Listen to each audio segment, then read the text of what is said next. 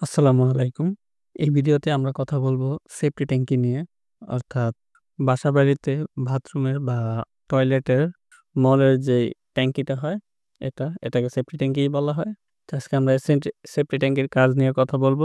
তো এখানে যে আমরা সেফটি ট্যাঙ্কিটি নিয়েছি এটার সাইডের ওয়াল হচ্ছে ১০ ইঞ্চি, মাঝখানের পার্টিশন হচ্ছে ৫ ইঞ্চি এবং এর মাঝের হাইট হচ্ছে ৮ ফিট।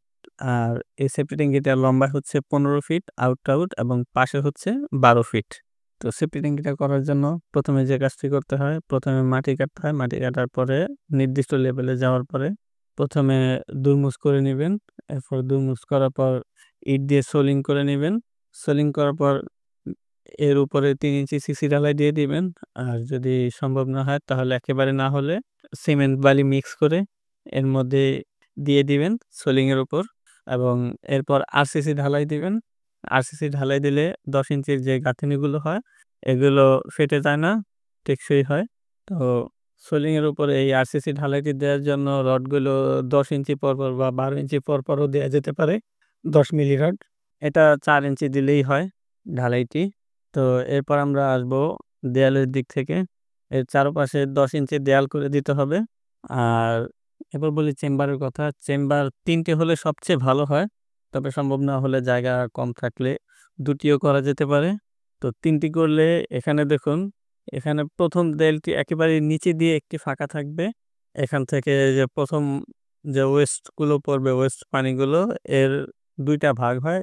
একটি ভাগ একেবারে নিচে জমা হয়, আরেকটি ময়লা একেবারে উপরে জমা হয়।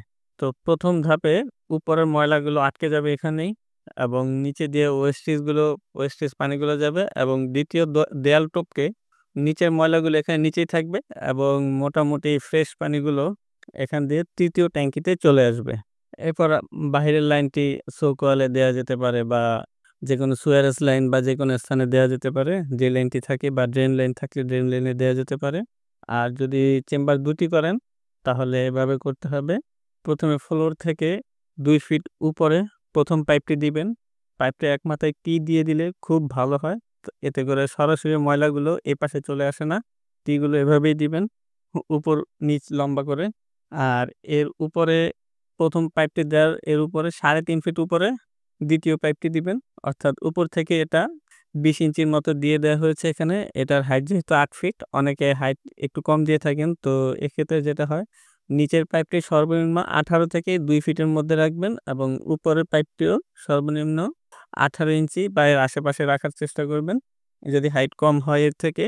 আর একেবারে উপরের দিকে এখানে সামান্য একটু ফাঁকা রাখবেন, অর্থাৎ ৩ ইঞ্চি পরিমাণ ফাঁকা রাখবেন বা ১ ইঞ্চি পরিমাণ গাঁথনি কম দিলেই হয়। আর মাঝখানের এই দেয়ালটি হবে ৫ ইঞ্চি বা যে কটি পার্টিশন হয় মাঝের ওয়ালগুলো ৫ ইঞ্চি হবে এবং পাশের ওয়ালগুলো হবে সব ১০ ইঞ্চি। উম তো এবার আসি ঢাকনার বিষয়ে কথা বলি। ঢাকনা সবসময় ২ টি দেওয়ার চেষ্টা করবেন। হ্যাঁ, ২ টি। আর যদি একেবারেই সম্ভব না হয় তাহলে ১ টি দিবেন। তবে ২ টি দিলেই সবচেয়ে ভালো হয়। কারণ ভবিষ্যতে দেখা যায় এটা অনেক সময় পরিষ্কার করার প্রয়োজন পড়ে।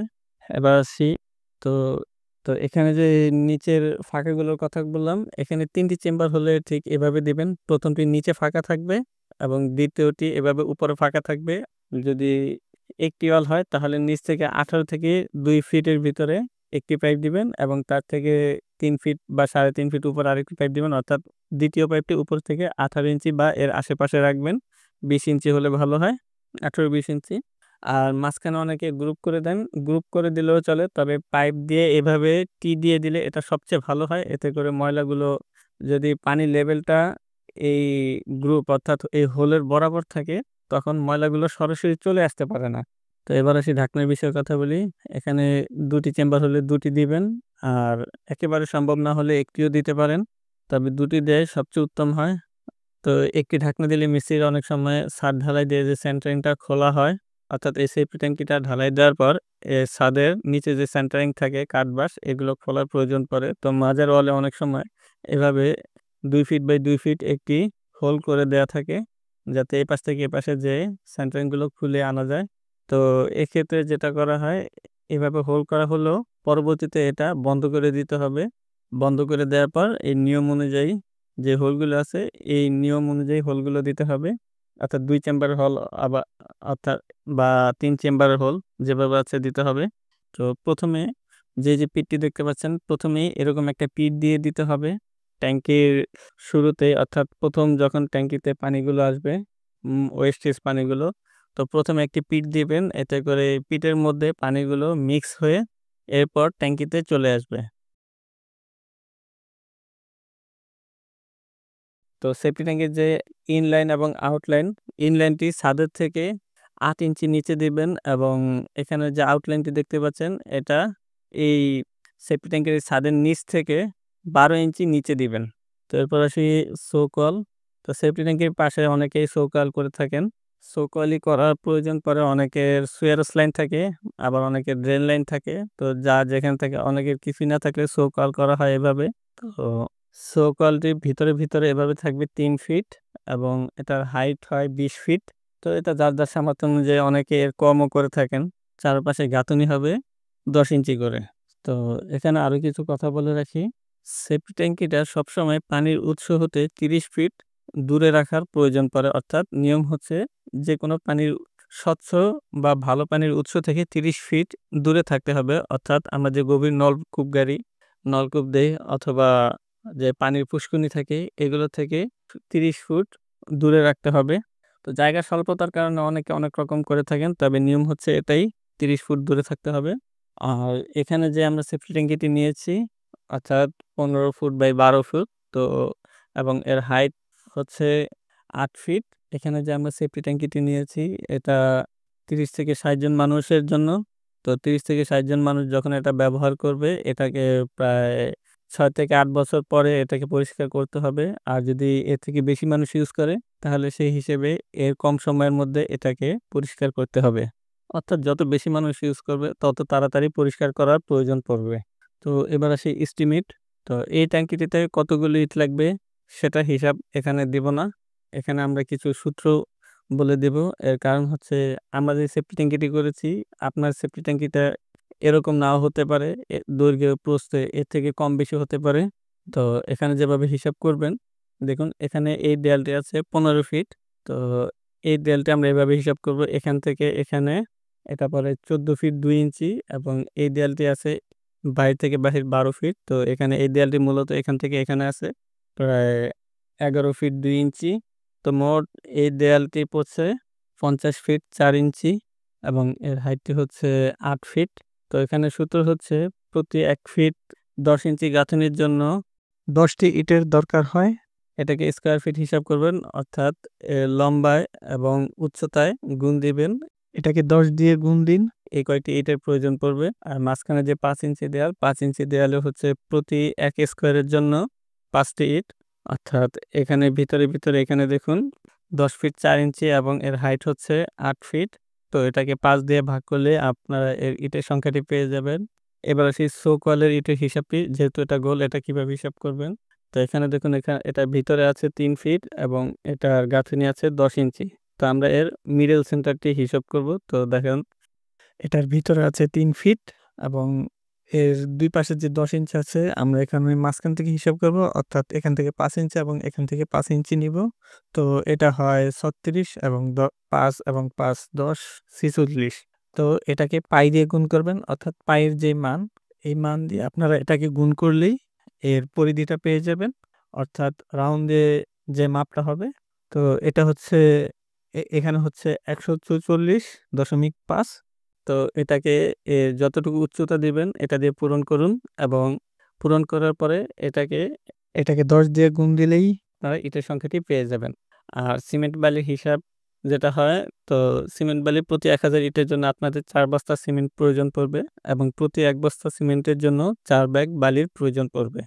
আর মিস্ত্রির হিসাব যদি এখানে দিতে যাই, কারণ সেফটি ট্যাঙ্কি মাটির নিচে হয়, তো সাধারণভাবে যেখানে একজন মিস্ত্রি 2 থেকে 300 বা 400 ইটও গাঁথনি করতে পারে, 10 ইঞ্চি হলে 400 ইটও গাঁথনি করতে পারে, কিন্তু মাটির নিচে হলে এখানে উপরে ইট উঠানো নামানো, মশলা উঠানো নামানো, তো এখানে কাজ অনেক সময় পরিস্থিতি অনুযায়ী এক এক রকম হয়ে থাকে। তো এখানে আসলে হিসাব করা যায় না, অনেক সময় উপরে যে সাধারণ কাজ এর থেকে বেশি সময় লাগবে, এটাই স্বাভাবিক। তো এটা কাজের ধরন অনুযায়ী সময় লাগতে পারে। তো সাধারণ আনুমানিক হিসাব যেটা বললাম যে একজন মিস্ত্রি 200 থেকে 300 ইট গাঁথতে পারে, কিন্তু মাটির নিচে যখন হবে এর পরিমাণটা হয়তো অর্ধেক বা 1/3 হয়ে যেতে পারে। আর এখানে আমরা যে ঢালাইয়ের হিসাব করব, তো এখানে দেখুন এটা 4 ইঞ্চি করে, আর এটা স্কোয়ার ফিট হিসাব করেন। যেমন এটা আছে আপনার 12 ফিট এবং এখানে আছে 15 ফিট, তো এখানে প্রায় 180 ফিট হয়। যেহেতু এর উচ্চতা হচ্ছে 4 ইঞ্চি, তো এটা 1 ফুটের 3 ভাগের 1 ভাগ। তো 180 কে 3 ভাগ করুন, এখানে হয় 120, এটাকে 5 দিয়ে ভাগ দিন, এখানে হয় 24 বস্তা 4 ইঞ্চি করে ঢালাই দিলে, অর্থাৎ প্রতি 1 বস্তায় 5 ঘনফুট ঢালাই হয়। আর উপরে যেহেতু 5 ইঞ্চি বা অনেকে 6 ইঞ্চিও দিয়ে থাকেন, তো 5 ইঞ্চি দিলেই যথেষ্ট। এখানে প্রায় 30 বস্তা সিমেন্টের ঢালাইয়ের দরকার হয়। এই হচ্ছে হিসাব। আর এবার আসি ঢাকনার কথা বলি। ঢাকনাগুলো যদি যেই মাপে হয়, সবসময় ঢাকনাগুলো আগে আনলেই হয়। অর্থাৎ ঢাকনাগুলো আগে নিয়ে আসলে এটার মাপ থেকে ম্যানহোলের মাপগুলো ঠিকভাবে রাখা যায়। তো এটা যদি দেখা যায় যেই মাপ হয়, যেমন 27 ইঞ্চি হলে এটাকে 24 ইঞ্চি রাখতে হবে। তো সেফটি ট্যাঙ্কির ভিতরে যেন পিলার চলে না আসে এবং পিলার বেস এগুলো যেন চলে না আসে, সেদিকেও খেয়াল রাখতে হবে। অনেক সময় জায়গা স্বল্পতার কারণে বেস চলেও আসে। তো একেবারে যদি সম্ভব না হয়, তো বেস চলে আসলে যেটা করবেন, এটাকে প্রথমেই ঢালাই দিয়ে ভালো করে ঢেকে দিবেন। এবং বেজের উপরে যদি গাঁথনি পড়ে, তাহলে প্রথমে এটাকে ঢালাই দিয়ে তার উপরে গাঁথুনি দিবেন, কারণ গাঁথুনি পানি ধরে রাখে। তো প্রথমে এটাকে ভালোভাবে ঢালাই দিয়ে ঢেকে দিয়ে তারপরে আপনারা সেফটি ট্যাঙ্কির কাজ করবেন, এবং এর ভিতরে যেন বিম না পড়ে যায়, অর্থাৎ গ্রেড বিমগুলো যেন এর ভিতরে না পড়ে, সেদিকে অবশ্যই খেয়াল রাখবেন। আর সেফটি ট্যাঙ্কি স্কোয়ার না করে গোল করে করলে এটা অনেক বেশি শক্তিশালী হয়, কারণ স্কোয়ার থেকে গোল জিনিস মাটির চাপ অনেক বেশি ভালোভাবে নেয়। তো আজকের ভিডিও এই পর্যন্তই। ভিডিওটি ভালো লাগলে লাইক দিবেন এবং শেয়ার করবেন। আর পরবর্তী ভিডিওতে আমরা রিজার্ভ ট্যাঙ্কি, অর্থাৎ রড দিয়ে যেই ট্যাঙ্কিগুলো করা হয়, পানির বড় ট্যাঙ্কিগুলো, এগুলো নিয়ে কথা বলবো।